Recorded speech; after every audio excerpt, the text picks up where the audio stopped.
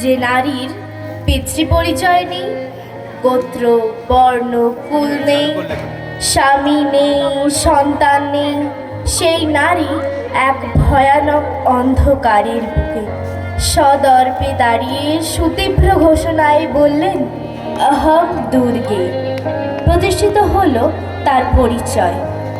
মহাকাল আনত শিরে তাকে বন্দনা করলেন, গ্রহণ করলেন তাকে মেঘে বিদ্যুতে, আলোয় অন্ধকারে, শুভে অশুভে, জীবনে মৃত্যুতে।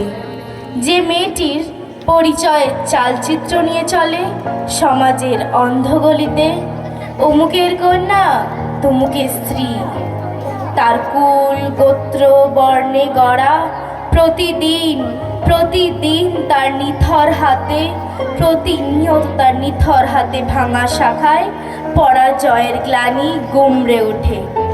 জাগো জাগো জাগো বলে, কে জাগবে? কার হবে অকাল বোধন? অতৃপ্ত পিতৃকুল দু চোখ ভরে দেখুক, জেগে উঠেছে মেয়ে, তার কুল গোত্র বর্ণকে পদদলিত করে সমাজের কাঠামো ভেঙে সম্পর্কের চালচিত্র ছিঁড়ে বেরিয়ে আসছে ভয়ঙ্করী, উদযাপন করতে তার অস্তিত্বকে। মহাকাল আনত শিরে প্রশ্ন করবেন, কে তুমি?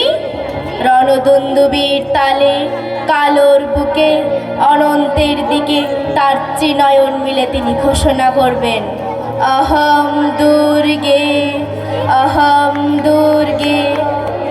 কেবল এক পক্ষ নয়, দুই পক্ষ নয়, সমস্ত পক্ষ কাল জেগে থাকুক দেবী পক্ষ হয়ে।